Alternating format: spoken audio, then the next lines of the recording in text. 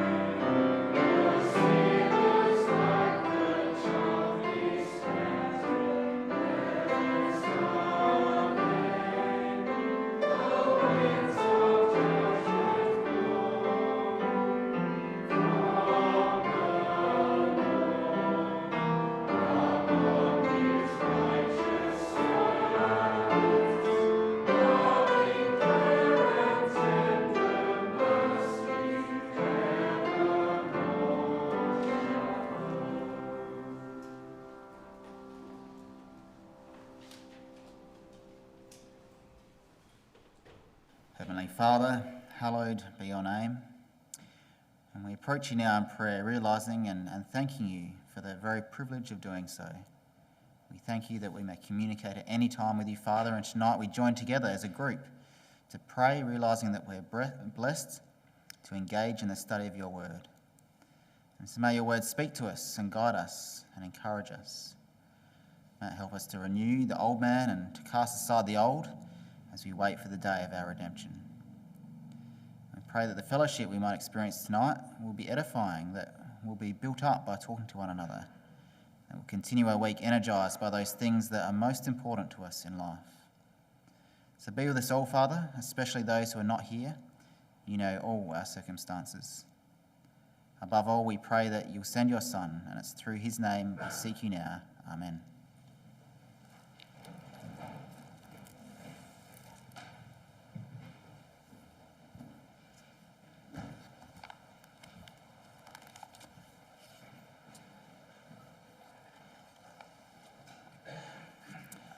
So tonight, Tim's going to continue his series on the Epistle of Jude, and the subject for tonight is by their fruits. So our reading, unsurprisingly, is from Jude, and we're going to read verses 5 through to 16. So that's Jude, verses 5 to 16. I will therefore put you in remembrance, though you once knew this, how that the Lord, having saved the people out of the land of Egypt, afterward destroyed them that believed not. And the angels, which kept not their first estate, but left their own habitation, he hath reserved in everlasting chains under darkness, unto the judgment of the great day. Even as Sodom and Gomorrah and the cities about them in like manner, giving themselves over to fornication, and going after strange flesh, are set forth for an example, suffering the vengeance of eternal fire. Likewise also these filthy dreamers defile the flesh, despise dominion, and speak evil of dignitaries. Yet Michael the archangel, when contending with the devil, he disputed about the body of Moses, durst not bring against him a railing accusation, but said, The Lord rebuke thee. But these speak evil of those things which they know not, but what they know naturally, as brute beasts, in those things they corrupt themselves. Woe unto them, for they have gone in the way of Cain, and ran greedily after the error of Balaam for reward, and perished in the gainsaying of Kor. These are spots in your feasts of charity, when they feast with you, feeding themselves without fear. Clouds they are without water, carried about of winds, trees whose fruit withereth, without fruit, twice dead, plucked up by the roots. Raging waves of the sea, foaming at their own shame, wandering stars, to whom is reserved the blackness of darkness forever. And Enoch also, the seventh from Adam, prophesied of these, saying, Behold, the Lord cometh with 10,000 of his saints, to execute judgment upon all, and to convince all that are ungodly among them of all their ungodly deeds, which they have ungodly committed, and of all their hard speeches, which ungodly sinners have spoken against him. These are murmurers, complainers, walking after their own lusts, and having their mouth speaketh great swelling words, having men's persons in admiration because of advantage. Thanks, Tim.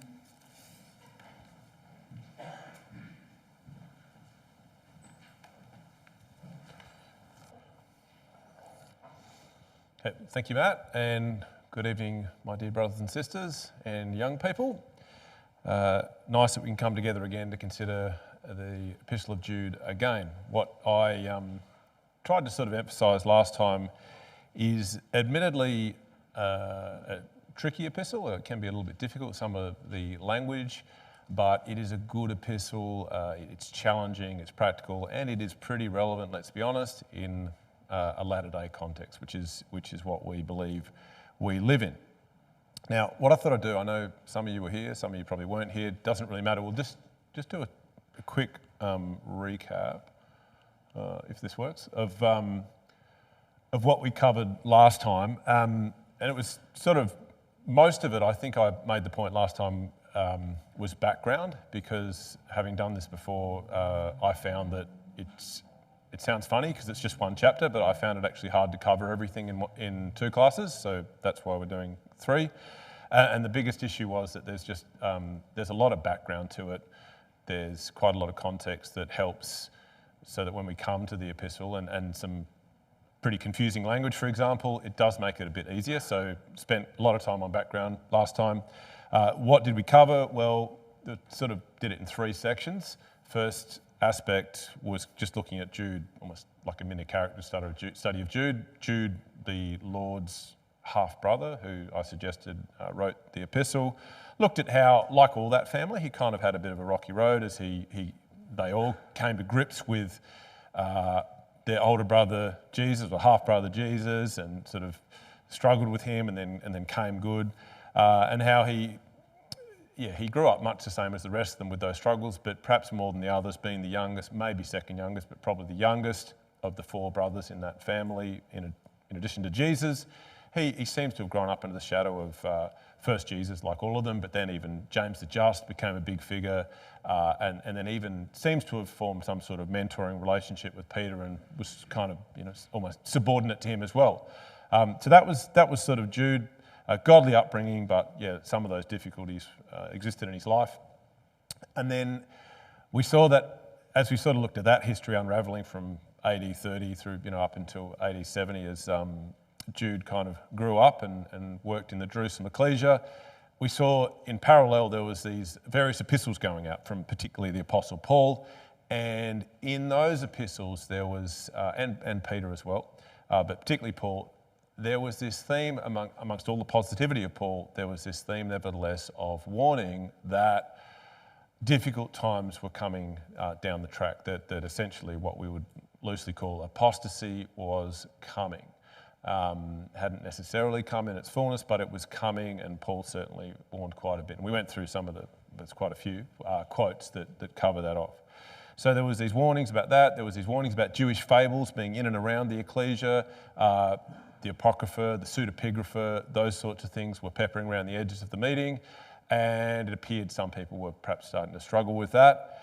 And then finally, the sort of third branch we looked at was around some of the issues that occurred, particularly courtesy of Nero, who you see pictured there. Emperor Nero, he wasn't a very nice man. I think history attests to that. And he pinned the Great Fire of Rome, AD 64, on the Christians and subsequently persecuted. And the collateral damage out of that for the ecclesia was probably quite a bit, but specifically I pointed out how on the back of that it looks like Paul was executed and Peter was executed, in addition to which James the Just was clubbed to death. This is all history, but it seems like pretty reliable history, in Jerusalem before AD 70. So you had three real absolute pillars of the ecclesia who were murdered. And when you kind of get to the end of the phase of history we looked at, heading into sort of just after AD 70, when I suggested Jude was probably written to that Asia Minor region, you can imagine Jude was kind of looked around and wondered who was going to write 3rd Peter, as I called it, the Epistle of Jude, and there was no one left. John was around, but that was pretty much it. The leadership had been decimated. The ecclesia was in a pretty distressed state. As we're going to see tonight, the apostasy that Peter specifically warned was coming. It was in, and it was pretty momentous times, pretty difficult times. But I think we tried to appreciate last time how Jude sort of had to come out of the shadow, as it were. Well, he was forced out of the shadow because his mentors in various ways were all dead or gone. And he had to step up and show a bit of leadership and pen this epistle, which probably wouldn't have made him a particularly popular person, because he wrote to a lot of ecclesias. There is a fair bit of tough love in this epistle, and some of the people were in the meeting and they would have been on the receiving end of this, and you can imagine how that would have gone down. But he did the right thing, and he stood up and led where he perhaps hadn't had to lead before in his life to that extent. Okay, so that's the background. Just to get our bearings. So second talk. We're tonight going to focus more on sort of the main body of the epistle. So verses 2 to 4 pretty much outline kind of why the epistle was written.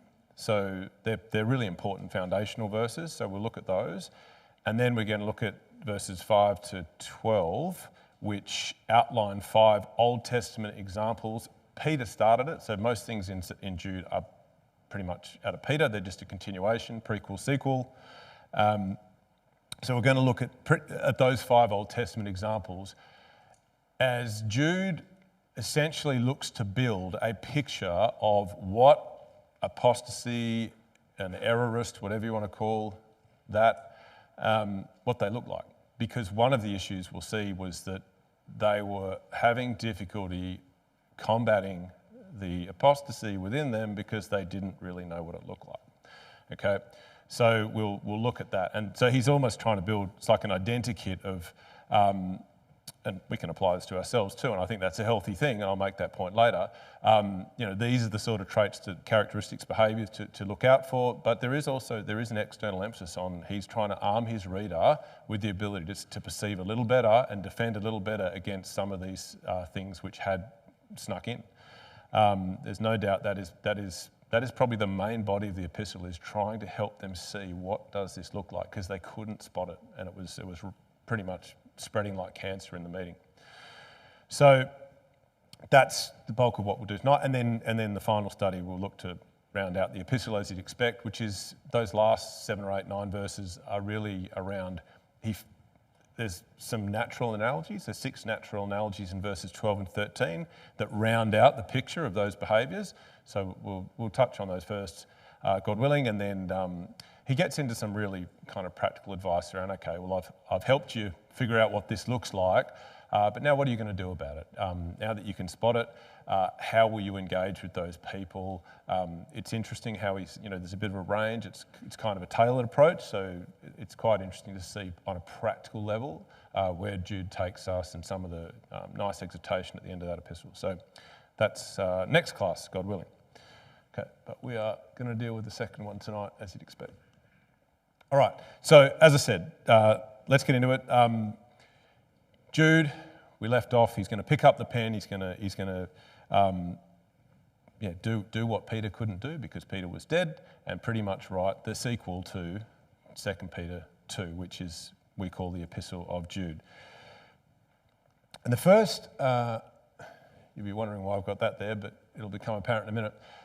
The first thing I want to talk about is in verse 2, there is, I think, an important kind of initiating thought that Jude wants to put to the reader, put to us.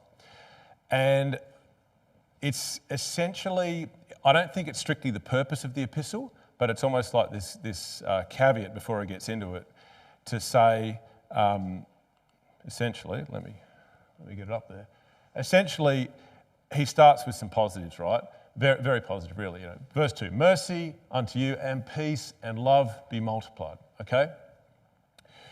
And you might, as I often do, you might read this and think, oh yeah, that's how you, when you wrote an epistle back in those days, you started with a bit of joy, love and truth, or, just as it were, some random nice things. But I don't think this is, of course, there's nothing random in the Bible, but I don't think this is random at all. I think when you look at where he's going to go with this epistle, he is going to go down the path of tough love. That was unfortunately what was required. He just wants to sort of step back, I think, and say, but let me just remind you what I'm all about. I'm about mercy. I'm about peace. I'm about love. And interestingly, if you look at the tail end of the epistle, around verse 24, you have sort of the same thing. You have this very positive verse, now unto him who is able to keep you from falling, and so on. I don't know the whole quote. Very positive. You could frame a case to say verse 24 of Jude is one of the most beautiful verses, one of the most positive verses in the Bible, in one of the most negative books of the Bible, if you like. And I think there's just this nice framing thought from Jude to say, yes, I've got to get tough, but I'm only doing it because I love the truth, because I love you. I love the mercy of God and the peace of God, and that is the objective here. There is an objective to this epistle, to defend the truth. What is the truth about? It's an overwhelmingly positive thing, but sometimes, as he's going to do, he's got to get a little bit tough with us. So I just think that's an important thing to note on the way through. I don't think it's just a random string of thoughts there in verse 2. Okay, now he's going to get into telling us exactly why he's writing this epistle, verses 3 and 4. And there's really two key ideas, I think. And this is, you want to know what the epistle's about? This is really what it's about. It would appear that I assume he was in and around Peter when he wrote 2 Peter 2. He was aware of the warnings that were given by Peter. They're coming, they're coming, they're coming, they're coming. Paul had said the same thing. They're coming, look out, look out. Peter gives a description of roughly what they may look like, but it didn't seem to work that well because intelligence seems to have come back to Jude that they're in en masse, and unfortunately, the ecclesias in general are struggling to deal with it. They're not putting up a lot of a fight, and perhaps they can't even really see what the problem is. So, they were kind of like our friend there on your right. They were just sort of struggling to realise they were under threat and to take it perhaps as seriously and to contend, to use his phrase, to the extent that would have been appropriate. So Jude verse 3, beloved, when I gave all diligence to write unto you of the common salvation, it was needful for me to write unto you and exhort you that you should earnestly contend for the faith once delivered unto the saints. Two key thoughts I want to take out of this are pretty much highlighted on the screen there for you. The first one is this idea of contending, okay? It pretty much means what you'd expect it to mean. I'd say the King James translation is pretty reasonable in this case. It only occurs once in the New Testament, but it is from a root word which occurs quite a lot of times, and it pretty much means that to be a combatant in the public games, okay? It means to contend, it means to fight. I do not believe it means to be contentious, okay? I don't think this is an exhortation to be contentious, but I think it is an exhortation in the right context to contend and to actually put up a bit of a struggle, I suppose, if needs be, to defend the truth. Okay, that's what he fears they were not doing enough, is the inference of the fact that he's asking them to do it. Interesting emphasis on that phrase, once delivered. I read that as he is essentially saying to them, or reminding them, you got it once. It was delivered throughout all history, kind of once to each generation, if you like. But in their case, it came once through Jesus. We've reiterated it as apostles, and it is the truth. And the truth is the truth is the truth. It's delivered once. It does not need to be modified or enhanced like a car or something. It's just the truth. It's been the truth since Adam. It'll be the truth till the end of the kingdom. It's the truth. And it's once delivered. We don't need to morph it because that's what was happening, that people were starting to tweak it from the inside, and it was getting pretty dangerous. So they're the two things I wanted to emphasise out of that. And I suppose that the issue of contention, you think about that on a practical level. I'll speak for myself. I can think of a couple of times in my, I haven't been in the truth as long as some people here, but in my time in the truth, and I've been in around people and they're perhaps saying things and you think, that sounded a bit funny, and sometimes it is just a miscommunication, but then with retrospect you realise, that person was actually heading down a bad path. And my natural reaction, yours may be similar, it depends perhaps on our personality and how courageous we are or whatever, but my natural reaction is to avoid, is to think, I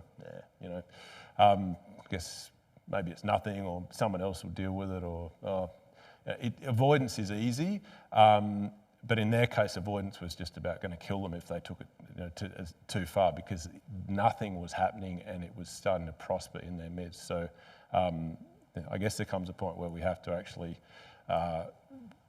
have that awkward conversation or engage or something, or things don't improve. That, I think, is the general sentiment of verse 3, and that's why it's written in the epistle.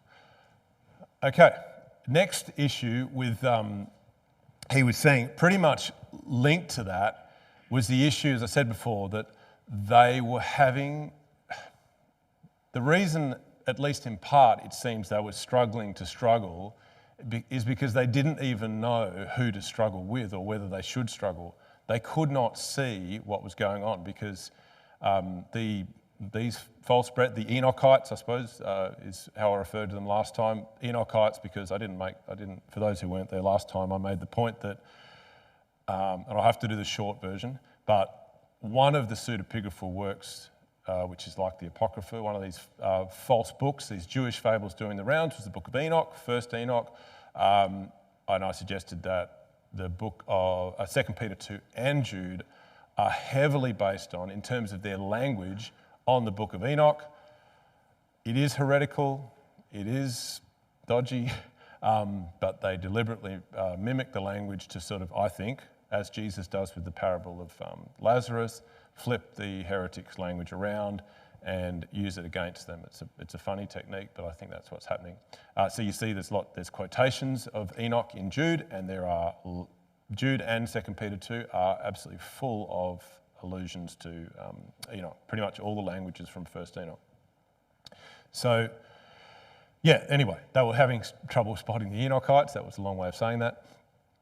And Jude is trying to get them to think about that. And I suppose, again, just thinking on a practical level, I guess this would have been pretty difficult. This would have been difficult because what do you do if you don't even know, who's pushing this stuff? But it is kind of, if you think about it, to be expected. Like I'll use myself as an example. Like if I started to believe something that I knew was pretty well off what you would think was off beam, obviously I believe it because I think it's better than what I believe today, right? I'm not going to change my views if I think it's worse. I think it's better. And at this point, well, I've got a problem because I've got all these friends and relationships and family, and to be honest, I want to take as many with you as I can. But if I come straight out and say, "Yep, I'll use a silly example. I like the Trinity. I'm all good with the Trinity now." I'm not going to have a very successful recruiting effort because I'll get headed off at the pass. So I'm better off staying underground, dwelling in the shades of grey, and I might well, almost certainly, I will be able to exert more influence and push my agenda further than if I just come straight out and say, apostasy, inquire within, right? So it's not like that, right? The spider isn't going to say, do you want to come and be a heretic with me? That's not how rational humans would think in that situation. Rational humans will tend to perhaps blend in while they exert some level of influence. So this is the other issue you had with them, is they were being somewhat indiscerning. He says, there are certain men crept in unawares who were before of old ordained to this condemnation, ungodly men turning the grace of, so two key issues. The grace of God was being turned into lasciviousness, so let us go on sinning that grace may abound, that kind of hyper grace, if you like, doctrine. Number one. Number two, they were denying the only Lord God and our Lord Jesus Christ, which is sort of an ambiguous phrase, just as it sits there in Jude. But when you pair that up with John's epistles, particularly 1 John, which is written around the same time period, appears to be written in response to some of the same issues, which looks like maybe early Gnosticism, you get this picture of, well, in what way were they denying Christ? Not literally, I don't believe in Christ. It was more the spirit of Antichrist, that Jesus hadn't come in the flesh. And those two doctrines, hyper grace and Jesus kind of didn't come in the flesh, he's kind of God, they are awfully familiar. They are absolutely all through the churches. So, nothing new under the sun. What you can get down the road there at the Baptists, you could have got 2,000 years ago and probably prior to that in some form. They had that general issue. 2 Peter 2. I will put up a lot of 2 Peter 2 quotes as we go, just to sort of show the parallelism between them and, in a sense, how Jude builds the picture that Peter starts to build.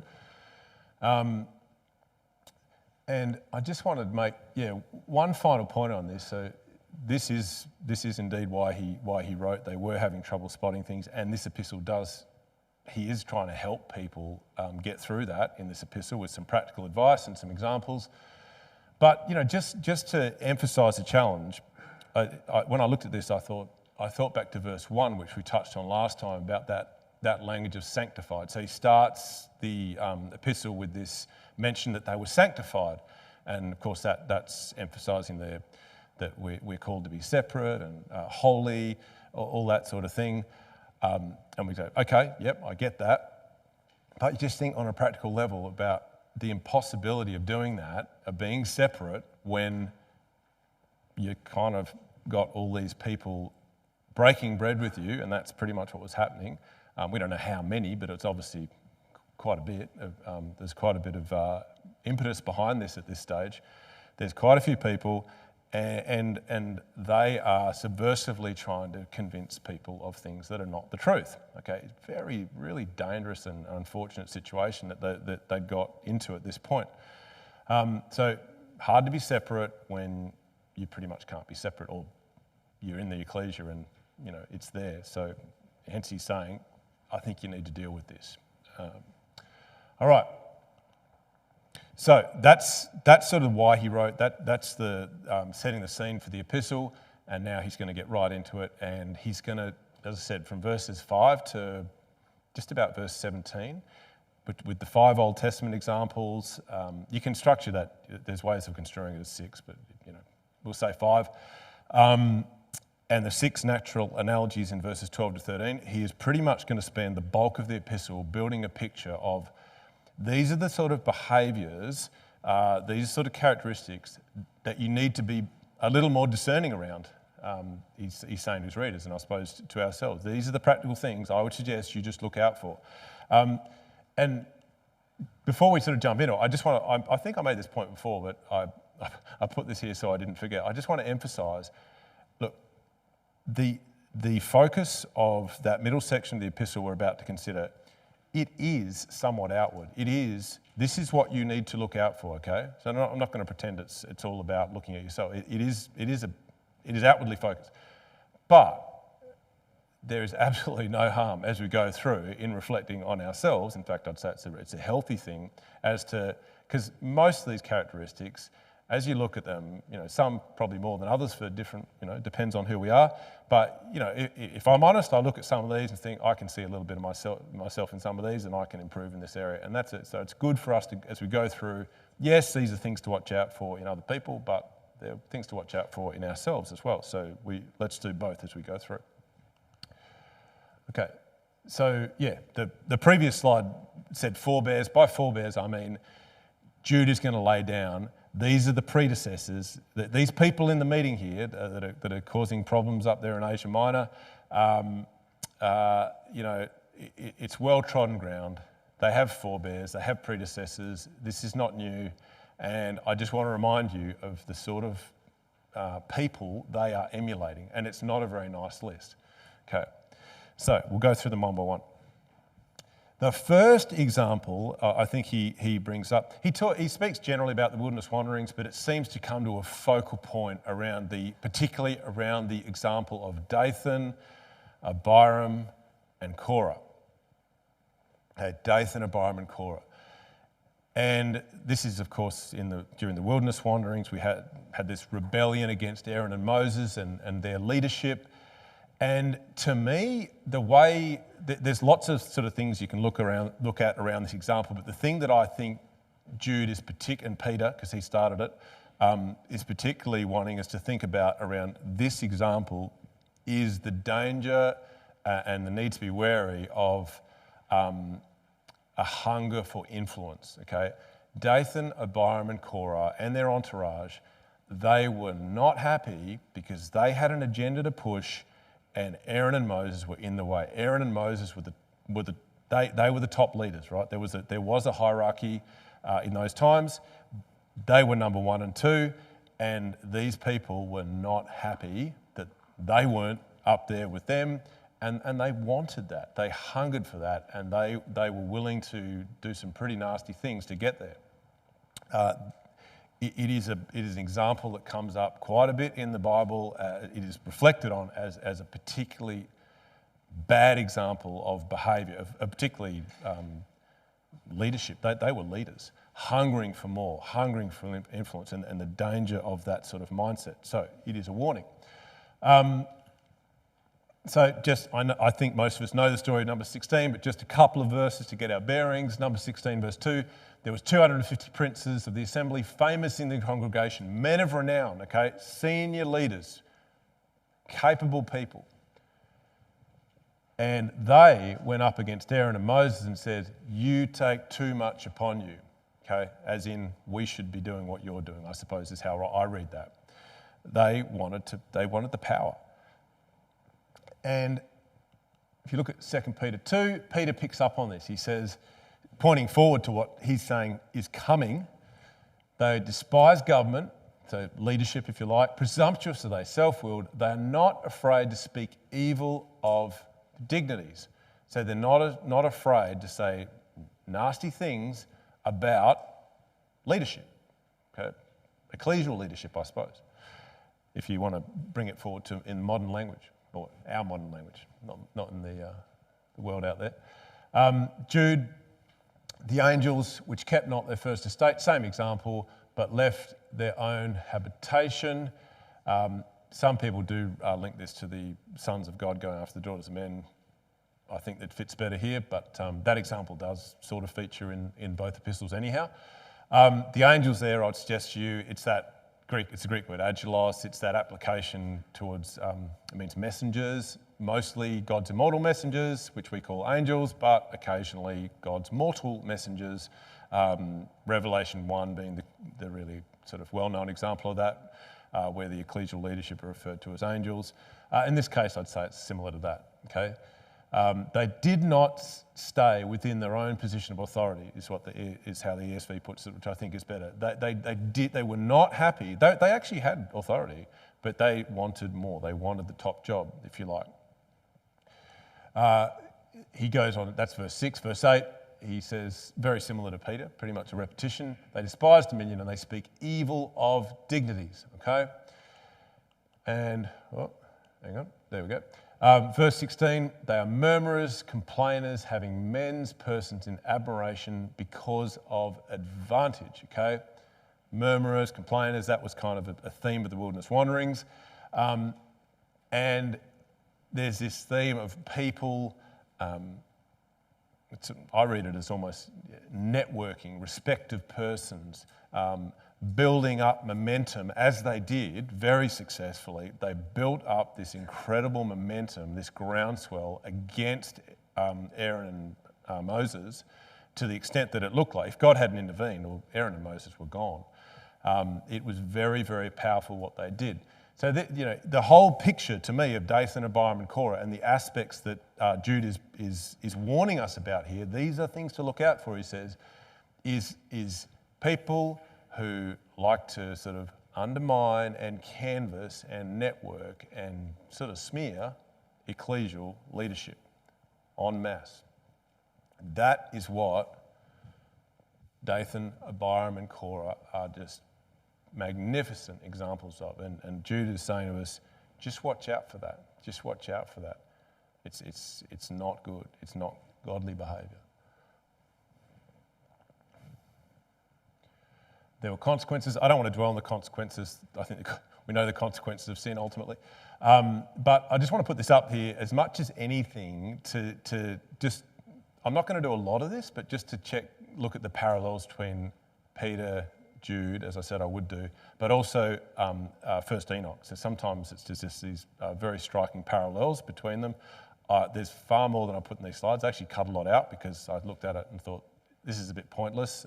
It becomes a bit like a game. You go looking for, well, this is speaking for myself, maybe not you. You've probably got better games to play than this, but I started sort of, you start looking for the language of Jude and Peter and Enoch, and you just keep finding it and find, there's another one, and put them all up on the PowerPoint and think, that's a pretty busy slide, and I don't think there's no much point sharing it to that extent. But it is there if you want to go and look. It's quite interesting to see how much of it is. But yeah, this is one of those examples where you look at the description of what happened to them. Of course, there was an earthquake and they went down into it, and that was the end of Dathan, Abiram and Korah. Peter says, if God spared not the angels that sinned, but cast them down into hell and delivered them into chains of darkness to be reserved under judgment. Jude, he has reserved, verse 6, in everlasting chains under darkness unto the judgment of the great day. Okay, verse 11 is where you get it puts it beyond doubt that Korah, C-O-R-E, is the Grecianized version of Korah. That example is absolutely in mind when he goes through this. And then you look at the language of Enoch, 1 Enoch 103 verse 7. These baddies he's describing descend into Sheol, and into darkness and chains and a burning flame where there is grievous judgment shall your spirits enter. And you see how Enoch, they use the language of Enoch, they use it in a way that is a little confusing, and we would almost say a little churchy, but it's fine, understood correctly. But you look at where he's lifted it from, and Enoch goes the whole hog, doesn't he? I mean, we couldn't have that in the Bible. But ironically, most churches will be very happy with what you see there. That is the classic judgment of hellfire, torments, that sort of thing, which Jude and Peter obviously don't go that far, because that is not a scriptural doctrine. But Enoch does. Okay, next example, not Noah as such, but that time period, okay, is definitely in the frame with Peter and Jude. And they particularly draw our attention to Cain and to Lamech. Lamech is the seventh from Adam. So Lamech was contemporary with Enoch. We'll see that in a second. But Lamech and Enoch Lamech and Cain seem to be the ones that are in focus in this example. And the attribute that seems to be being emphasised is, when you think about those examples, is the issue of particularly Cain, just that stubbornness, that unwillingness to bend and to accept God's direction with regard to worship, religion, that sort of thing. That desire to go our own way, if you like. That is the issue that's being dealt with here. And so he's saying to them, you want to get better at spotting these people? Well, just look out for this stubbornness almost, this unwillingness to submit to apostolic teaching. That's a tell, that's a giveaway, that's something to watch out for. Just to set the scene, I think we probably generally know this picture, but Jude does quote the book of Enoch. He does say Enoch also the seventh from Adam. Why does he do that? Well, he's drawing our attention to the generation that is 7 down from Adam. That had Lamech on one side, who was, it reads in Genesis 4, like he's the leader of the apostasy, if you like. His counterpart is Enoch, who is, it would appear to be the leader of probably a rapidly diminishing ecclesial world. And they clashed. The nature of that clash, I reckon I've talked about this before. I can't remember what, might have been a talk on hell or something, I'm not sure. Angels. But from this platform, but just to remind those of you who weren't there, Genesis 4 talks about Lamech, his wives, and he's sort of, there's this sort of obscure record, unless you look at it in the context of the whole of the Bible, where he's pretty much saying to his wives, he's angry and he's going to kill someone, okay? Or he's talking as if he has killed someone. I have slain a young man to my wounding and a young man to my hurt. If Cain shall be avenged sevenfold, truly Lamech 70 and sevenfold. So he's talking like he's done it, but then he's next verse, he hasn't done it. I shall, right? But he's saying, this guy's dead. I'm going to kill him. He's dead. Who's dead? I'd suggest to you the person who's dead is his counterpart, Enoch, who was, Hebrews says, translated, taken out of that sort of inevitable assassination scenario and removed so that he would not be killed by Lamech. Why did Lamech want to kill him? That's just a reminder that we're dealing with the way of Cain, the same example. He wanted to kill him, I suspect, because he said that to him. Enoch, the seventh from Adam, prophesied to these, saying, behold, the Lord comes with 10,000s of his saints to execute judgment upon all, convince all that are ungodly among them, and so on. Okay, ungodly, right? The flood's going to come, Lamech. Your time is up. Your people are going to be wiped out. And that message was not well received, as you'd expect, by Lamech, and he reacted very badly, put a target on the head of Enoch, and God had to deal with it, took him out of the scene. Okay, same example in 2 Peter. You find they're all in both. All 5 are in both epistles. God spared not the old world, but saved Noah, the 8th person, a preacher of righteousness, bringing the flood upon the world of the ungodly, epitomised by Lamech, also the 7th from Adam, as was Enoch. Okay, but that's all kind of interesting. But the practical lesson is quite simple. The practical lesson is, what was the problem with Cain? What was the problem with Lamech? They did not want to change what they believed to align with what God asked them to believe. They did not like that. Cain hated it. They were both, well, Lamech wanted to murder someone. He probably did murder other people. Cain did murder someone, all for that reason, just religious stubbornness, okay? Religious stubbornness, a desire to bend away from apostolic teaching. That is a tell. That is another characteristic of apostasy to watch out for. Okay, another example that is again brought up in both epistles is Sodom and Gomorrah. Okay, and this is kind of I won't deal with this a great deal because it's pretty simple, I think. Essentially, what was the issue with Sodom and Gomorrah? Immoral relationships, okay? So what is he warning about here? What would it appear was a feature of the Enochites to some extent. There was some sort of, it must have been subtle because they were breaking bread, but there was some level of acceptance or tolerance or whatever of immoral relationships. That's how I look at this. That's another signal that maybe we are struggling, or someone who's pushing that sort of agenda is likewise struggling and heading in the wrong direction. Genesis 19 verse 5, again I think we know the story, but just one verse to get our bearings. They called unto Lot and said unto him, where are the men which came in to thee this night? Bring them out unto us that we may know them. Okay, not a very nice town, but it was just bad relationships, immoral relationships were the hallmark of that place and actually the surrounding area. Peter picks this up, turning the cities, 2 Peter 2 verse 6, turning the cities of Sodom and Gomorrah into ashes, condemned them with an overthrow, making them an example unto those that after should live ungodly, there's that word again, and delivered just Lot, vexed with the filthy conversation of the wicked. Okay, Lot, there appears to have been an ecclesia there. Lot got sort of sucked into that town through, we know the story, very sad story. And the immorality of that city wore them down until that ecclesia was wrecked. And this is a warning, says Peter, watch out for people coming in with views that are kind of loose in that area.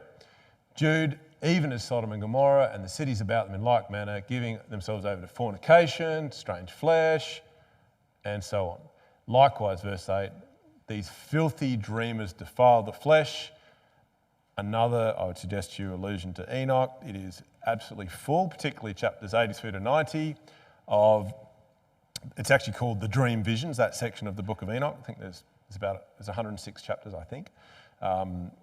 And yeah, quite a decent section is the Dream Visions. You read that and there's these sort of fanciful, written to sound like the Bible, visions of different things that Enoch saw.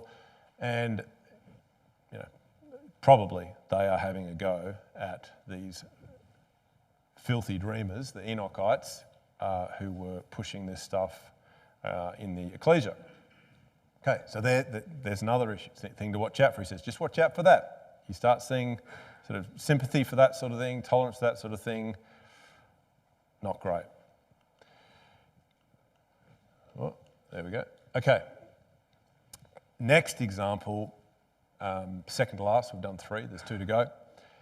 Next example he raises is Tatnai and his entourage. Tatnai was the governor in Samaria when the Jews came back into the land after 70 years of captivity in Babylon. Okay. Tatnai and the Samaritans generally did not like it when the Jews were heading back to town, as it were, because they had settled in, they liked the Jews not being around, and they pretty much, I guess, stole their land, but they wouldn't have seen it that way, and they wanted them gone. And the last thing they wanted to do was see Joshua and the other leaders to get established in that land. And the first thing that they tried to thwart was the rebuilding of the temples. That's the first thing they got into, and Tatnai just went straight after them to try and shut it down. And the way he did that is interesting. The way he tried to stop them is interesting, and I think this is what Jude and Peter, this is why they use this example. The technique of Tatnai was essentially to criticise the people of God. That was pretty much the tool in his toolkit. He went up to them and threatened them a bit, but basically his whole strategy was structured around leveraging the muscle of Artaxerxes, the Persian leader. He was super powerful. They were going to use him by pretty much painting an extremely negative picture of the Jews who'd come back, and by drawing upon history, and they were going to take them down using his muscle. It was quite a clever strategy.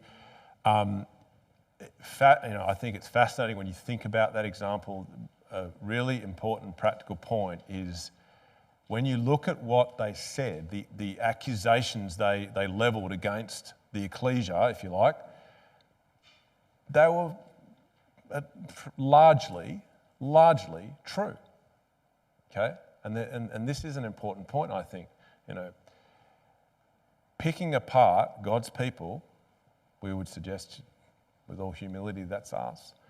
Picking apart God's people, even things based in a level of truth, is not good. Okay, Christadelphian bashing, especially from us, is bad. Okay, it is bad. This example epitomises that, and this is what Jude is going to say to us. Look at this. Look at these guys. This is not how we should operate. And if you see people behaving like that, okay, and I've done it, Maybe you've done it too. It's a bad, bad thing to do.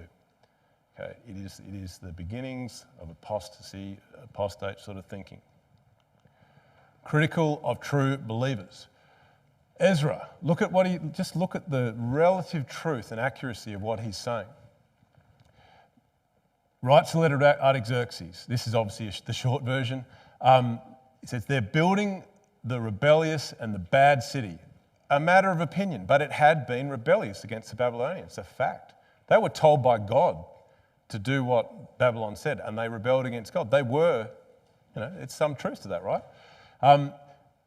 They will not pay toll, tribute, and custom. That was speculation.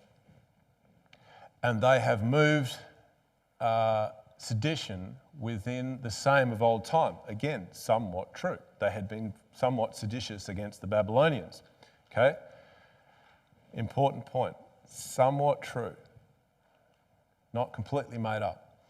2 Peter, Peter picks up on this.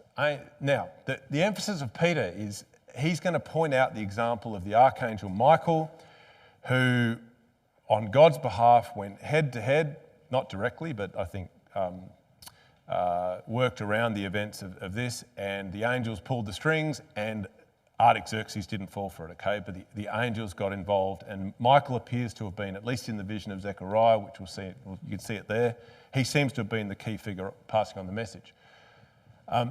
Peter's emphasis is that even he didn't kind of rebuke Tatnai, who was not great, of himself. He says, look, I'm just the messenger. God's not very happy with what you're doing. That's paraphrasing, okay? Whereas angels, which are greater in power and might, unlike the Enochites, would not bring a railing accusation against them before the Lord. Them being Tatnai, okay? These were not great people. He wouldn't do that. I mean, how willing are we to criticise other people, even the Christadelphians, even us, each other? Very, very willing. Comes easily. This is probably the most challenging and relatable of the examples. I think this is tough. But look at the benchmark of Michael the archangel. Didn't even say bad things of himself about Tatnai. He was just conveying God's message. This is picked up this is an allusion to Zechariah 3 verse 2, which is a prophecy that essentially is how the problems of Ezra 4 and 5 were solved by God. The Lord, that is Michael, the name-bearing angel, said unto Satan, that is Tatnai and friends, the Lord rebuked thee, O Satan, even the Lord that has chosen Jerusalem rebukes thee. Is not this a brand plucked out of the fire? Referring to Joshua as the representative in that vision of the Jews, of the ecclesia, if you like. Okay, Jude, same. They speak evil of dignities. These Enochites, they love to tear down. They love it. So this is the Venn diagram kind of overlaps a bit here with the Korah, Dathan, and Abiram example. Not entirely. It sheds a slightly different light on it, but it is probably, those two examples are probably the most similar in terms of the practical lessons, which perhaps emphasises, how important the general themes in those two are. It's almost like double emphasis with two examples. Yet Michael the archangel, when contending with the devil is Tatnai, the devil is Satan, disputed about the body of Moses, durst not bring a railing accusation, but said, the Lord rebuked thee. Not me, I'm just the messenger. I wouldn't dare do that, Tatnai. What is the body of Moses? Well, it's the reference to the ecclesia, to the Jews who'd been baptised into Moses. Very likely that's the best explanation I've ever been told about that. Again, it's pretty confusing language, but you can get your head around it. Once you get it, you step back and think the message is pretty simple. It's just saying, don't criticise, don't go around criticising people generally, but especially don't tear down God's people. Okay, that's what Tatnai did, and it just blew up in his face. Sent letters off to Artaxerxes. That's the most senior figure on earth at that point in history. That's pretty slanderous. That's pretty game. They did not know who they were dealing with. They were dealing with God's people, and you don't go around criticising God's people. What were the Enochites doing from inside the ecclesia? They were criticising God's people. It's ridiculous, right? And if we do it, and we can, it's kind of ridiculous too. When we start white-handing the Christadelphians, that is just an absolute danger. Okay, last example, Balaam. Okay, so again, in both epistles, pretty simple lesson. This is a bit like the Sodom and Gomorrah example. I'm not going to say a great deal about it because it's a reasonably straightforward lesson, although I do want to make one sort of practical point about this in relation to ourselves. What was the issue with Balaam? Just greed, right? Materialism, if you like. That it's pretty simple. So it appears that the warning is watch out for that. If we see that in ourselves or other people, it's sort of that real materialistic or even just a straight out orientation on money, especially money intertwined with religion, look out, okay? That is the lesson of Balaam. And the point I want to make in relation to ourselves is this may sound a bit self-congratulatory, as in self, not me as such, but I feel like it's worth making this point. One of the characteristics of us as a community is that we do not have a lot of kind of money involvement in the way we are structured. Okay, we are a lay movement. We run on volunteers. No one gets a salary. No one gets a bonus. No one gets anything, right? I honestly think that is one of the most brilliant and powerful things. We don't, there's no point going around doing, we're the best because we do that. But as someone who came from outside, it's not the reason I became a Christadelphian. It wouldn't be in the top 5, right? But I did notice it because people love to smear religions like us to throw people off the scent by saying we're a cult. Okay. One of the key characteristics of a cult is they grab your money, they want your money, and it doesn't take long to figure out, and you spend a bit of time with Christadelphians, that Christadelphians are not interested in your money. The whole religion has pretty much wired money out of it. It is a good thing, okay? Almost every other religion has mucked that up, and just on a simple human level, if I'm up here getting paid by you, but if the hat goes round and my family's grocery bill is on the line, depending on how much you like what I've got to say, you think that's not going to wear me down and make me think just twice about perhaps telling you a bit of a tough message or something like that. It's not a good thing, right? I'm not saying everyone who preaches in a church is compromised or greedy or anything like that, but I wouldn't want to have that hanging over me, that my family gets fed if you like what I've got to say, okay? I don't think that's a good thing. So getting money out of religion, nice, and I don't think it's under threat in our community. I hope it's not. I don't think it is. But yeah, this something we'd never want to lose. It's such a good thing. It is such a good thing about the way we are structured. And this example emphasised, Peter and Jude put emphasis on that because it appears the Enochites, they had a bit of that going on as well. Okay. Numbers 22:18, if Balak would give me his house full of silver and gold, I cannot go beyond the word of Yahweh. Couldn't do it. I'm not all about money. How much money do you say? And he just, it's all talk, isn't it? Because in the end, he was an insidious man. He knew it was wrong. He was a prophet. He had a relationship with God. He was in the ecclesia. He was one of us. But when Balak dangled that carrot, and it was a big carrot, there was obviously some serious money involved, he knew it was wrong, he said it was wrong, but he just couldn't resist. I guess that amount of money would be tempting for any of us. And he took the bait, and of course he counselled, it was dastardly what he did, he counsels Balak that the only way you're going to get them is to make them sin against God. And so this big setup, Baal Peor, what an absolute mess. What an evil thing to do, basically because of money. So he just wrecked the ecclesia by leading them down the path of sin. So pretty bad person, Balaam, in the end. Peter picks this up. Through covetousness they shall make, with feigned words, make merchandise of you. Probably the same example, certainly the same theme of money and religion, which have forsaken, verse 15, the right way, are gone astray, following the way of Balaam, the son of Bosor, who loved the wages of unrighteousness. He just loved it. Even though see what he says there? And then Peter says, well, under inspiration, nah, he just loved money. He loved money. That was talk. And Jude says, a bit more concisely, they had run greedily after the error of Balaam for reward. They were bringing money into the ecclesia. They were bringing materialism front and centre into religion. Again, it was somewhat subversive. People were having difficulty spotting it, but it was there. And Jude is saying to them, as he's saying to us, just look out for that. That's not a good tell either. That's something to watch out for. So that's the last of our Peter and Jude's Old Testament examples. So when you sort of put all that together,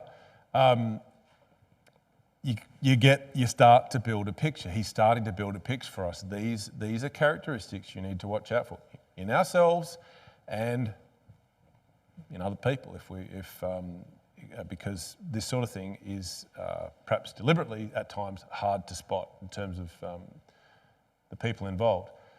What does he say? Just to summarise, okay? Dathan, Abiram, and Korah just loved power. They wanted power, and they were willing to tear down other people to get it. That religious stubbornness we see in Cain and the line of Cain, that unwillingness to bend to the truth. Yep. Bit of immorality, might see some of that. Might see a bit of just like criticising people, the ecclesia, the Christadelphians, just like doing that. A bit like Dathan, Abiram, and Korah. That's another signal. Watch out for that. And money. Yeah, bring money into religion. Be careful, says Jude. Be careful. That is dangerous. So that's the picture he builds for us. He's going to round it out verses 12 and 13 with those natural analogies. We'll look at that next class, God willing, and then look to get into that really interesting section where he starts getting sort of practical and advising us how now we can spot it, how we're going to deal with it, how we're going to work with people who are struggling in this way. So look forward to going through that with you in our next class, God willing.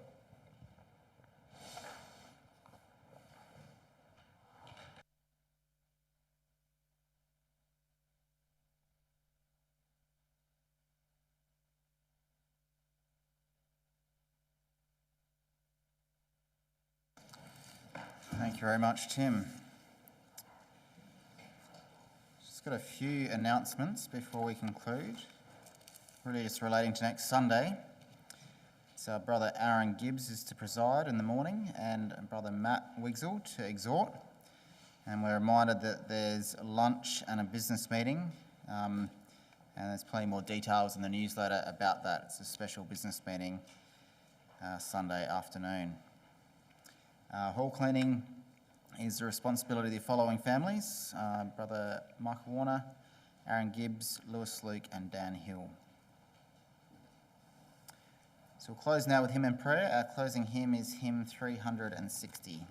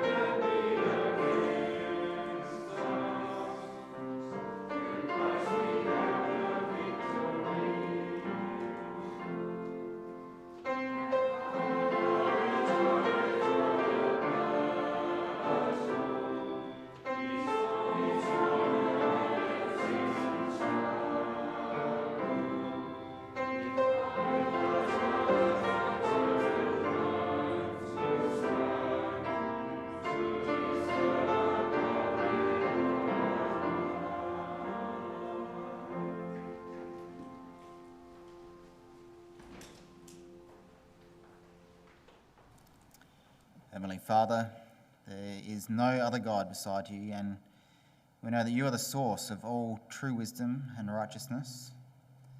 And we thank you that tonight we've had the opportunity to explore the book of Jude, words of warning that are so relevant to us today. And so help us, Father, to contend for the faith and to be discerning of error. And Father, please send your Son soon, so the time will come when truth and justice will be applied throughout this world. We seek you through his name now. Amen.